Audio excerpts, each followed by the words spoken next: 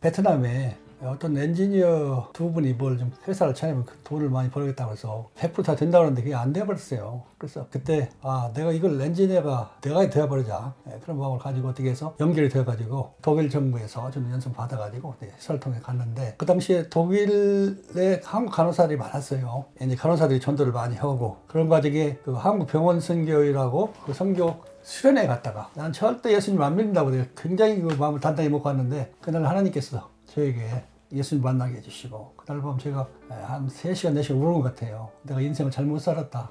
내가 이렇게 살아야 안 되는 건데.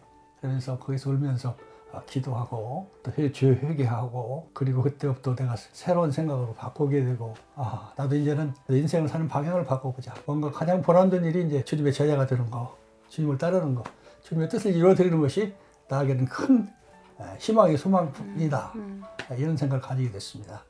근데 그때부터 이제 기도 제목이 나를 가장 필요하고 어려운 곳에 보내달라고 기도하는 중에, 아프리카 전혀 몰랐죠. 아프리카는 모기, 벌레, 가난, 내가 가장 싫어하는 걸 다 갖춰주신 아프리카인데, 내가 기도를 했기 때문에 하나님이 방향을 그대로 잡아주셔가지고 결국 영국 가서 우리가 선교사 준비를 하면서 그쪽으로 들어가게 됐죠. 아프리카로 가기 전 2년 전에 한국에 그때 이제 오셔갖고 우리 어쩌면 아프리카에 가서 살 거라고 제가 웃었어요. 무슨 아프리카냐고, 정신 좀 차리라고.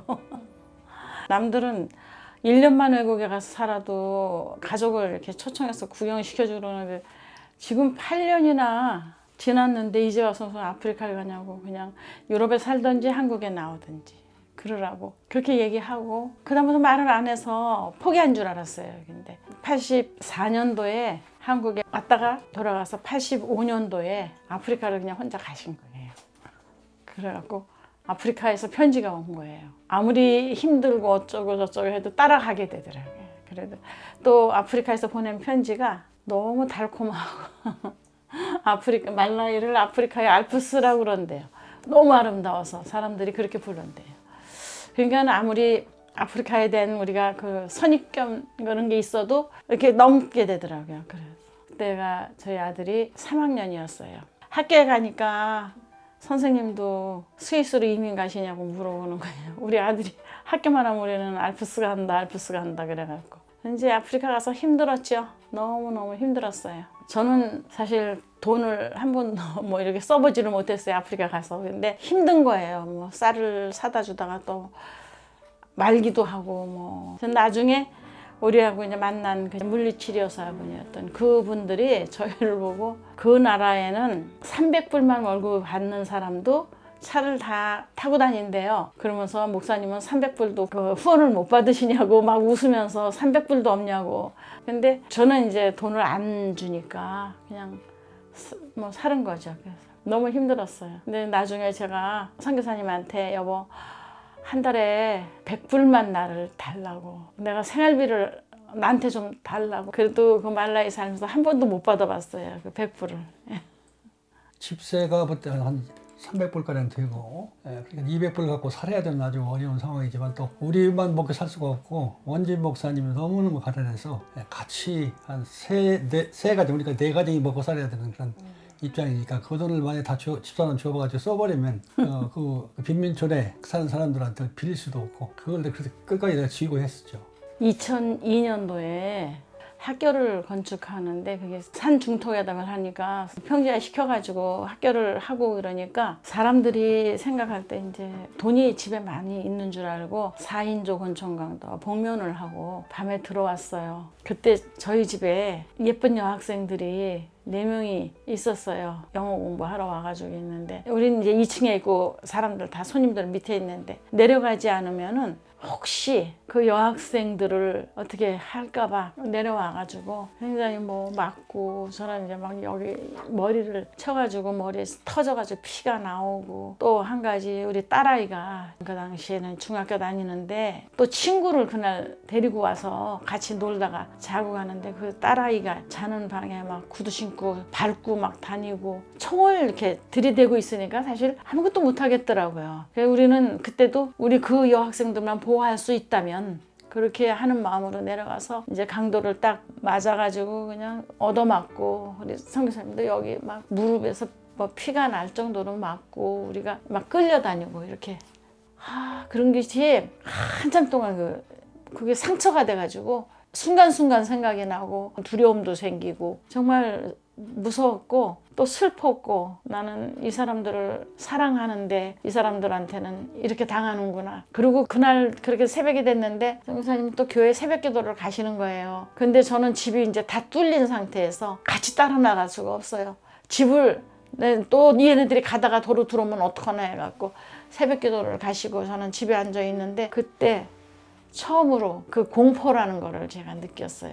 또 올까봐. 근데 지금은 이제 잊혀지고 이렇게 그때는 힘들었는데 지금은 우리도 뭐 당할 거 다 당했구나 이제. 그 당시에 새벽 기도에 내가 5시에 가는데 캄캄하잖아요. 혼자 가는데 운전대를 핸들을 타고 그 앞에 가는데 전부 다 총권으로 보이는 거예요. 총권으로 나를 거르고 있는 것 같이 트라우마가 오는데 또 딱 교회 가서 설교를 하고 전부 사람들도 강도로 보이는 거예요. 상당히 상처가 굉장히 컸던 것 같아요. 그게 트라우마가 시간이 몇 개월간 갔죠. 근데 전 맞은 게 기억도 안 나요. 그러니까 너무 긴장했어서 그런지 언제 저 때렸는지 기억도 안 나는데 뭐 이렇게 뜨뜻해 미직지근해서 이렇게 만져보니까 피가 막 흐르는 거예요. 병원에 갔는데 의사가 없어요. 그래서 간호사가 의사 집에 전화해주면은 집에 없다고 병원에 갔다고. 그래서 새벽 1시, 2시에 그 뚫어진 여기 머리를 의사가 낮에 3시에 처음 봤어요. 예, 왔다 갔다 그냥 나중에는 피가 막 이렇게 그냥 저절로 이렇게 엉거져 갖고 피가 멎은 것 같아요. 그 당직 의사들이 병원에 간다 그러고 나와서 딴 데 가고 그 나라 의사가 아니니까 그 나라는 의사가 없었어요. 외국에서 들어온. 그러니까 책임감 같은 게 별로 없고 그때 제가 너무 충격을 받고 이거 이렇게 해가지고 안 되겠다. 외국 사람들 의사들이 와서 외국 사람들이기 때문에 생명을 살아가지 않고 이렇게 그 당시 보니까 이분이 골프로 치러 다니고 그랬는데 그때 의과대학이 좀 필요하겠다. 하나님이 정말 기회를 주신 의과대학이 꼭 필요한 나라 이 나라라는 확신을 가지게 됐죠. 우리가 지금 하고 있는 사역이 학교 사역을 주력하고 있습니다. 그래서 학교도 이제 우리가 한 20여 교회 설립하고 5나라에 현지인들에 의해서도 설립된 학교도 있지만 주로 교육을 통해서 선교가 되면 더 효과적인 선교라는 걸 확신하게 됐어요. 그래서 지금 우리 의과대학을 세우는 과정에 의과대학 세우기 전에 간호학, 약학, 보건계통의 7학과를 만들어가지고 10년째 하고 있고 금년에 이제 20명 학생을 처음으로 모집을 지금 계획을 가지고 있습니다. 다른 대학은 이미 시작됐고 한 1000여 명의 학생이 공부하고 있습니다. 감사한 건 이번에 코로나 바이러스로 병원을 몇 군데 다니는데 우리 졸업생들이 와서 인사를 많이 하더라고요. 우리 학교 출신이라고. 간호사, 약사 우리는 못 알아보는데 자기들이 알아보고 그 학교 출신이라고 감사합니다. 그리고 선교사님 학교를 이렇게 설립해 주셔서 우리가 다 이렇게 일자리를 잡고 있습니다. 감사합니다. 그래. 우리가 이제 코로나 바이러스 걸려서 그 병원에 입원하고 사진 찍으러 다니고 검사 받으러 다닐 때마다 우리 학교 출신들이 와서 인사하고 그랬어요. 가장 보람있던 것은 이제 모잠비크에 전쟁터에 가서 사역을 했는데 그 당시에 북한 군인들도 많이 몇천 명 나와 있고 숨어 다니면서 사이오니스트라고 대부분이 이제 구약을 믿는 사람들 모아가지고 성경 공부를 시키고 또 도움을 주면서 사역의 열매를 맺어가지고 지금 그분들을 중심으로 해서 이제 지도자를 모아가지고 그분들이 가서 가르치게 돼서 그분들을 통해서 한 300여 교회가 지금 개척됐죠. 상당한 열매가 맺어지고 가장 보람된 일이라 생각하고요. 또 그 모잠비크 바닷가에서 250명 처음에 세워줄 때 정말 환상적인 눈물이 났죠. 하나님이 우리를 나를 사용하시는구나. 개척 선교 들어가기 전에 하나님의 기도 제목이 하나님 저를 통해서 500개를 세워주십시오. 그리고 아프리카의 건축도 저희들을 통해서 100교회를 건축했다는 목표를 가지고 갔거든요. 지금은 우리가 7개국에 약 670교회 됐고 개척이 됐고 세워졌고 같이 저 혼자 세운 것이 아니라 현지인 도역자들과 함께 그리고 한 200교회 약간 더 넘는 교회들을 지었고 좀 짓고 있죠. 제가 받은 말씀은 너희는 먼저 그의 나라와 의를 구하라 그래야만 이 모든 걸 더하시리라. 이 말씀을 제가 항상 붙잡고 지금까지 선교하고 있는데 하나님 그대로 해주셨어요. 엄청난 축복을 받았습니다. 저는 사실은 이제 선교사의 꿈이 있었던 것도 아니고 선교사로 살아야 되겠다는 마음도 있었던 게 아니고 그냥 아프리카에 가서라도 너무 오랫동안 남편하고 같이 못 사니까 같이 살아보겠다는 그런 마음으로 갔는데 하나님이 저를 연단하시고 또 그것 가운데서 하나님이 건강 찾아주시고 성경을 읽는데 그 시편 119편에 71절 고난당한 것이 내게 유익이라 이로 인하여 내가 주의 윤례를 배우게 되었나이다. 이 말씀을 읽는데 이 말씀이 정말 하나님 나에게 주시는 말. 그 고난이 나를 유익하게 하고 그 고난으로 인해서 성숙해지고 그 고난으로 인해서 아픈 사람들 또 배고픈 사람들을 생각하며 기도하게 되고 그것이 주님의 은혜를 주님의 윤례를 배운 그게 되었어요. 그래서 항상 그 말씀을 너무너무 좋아해요.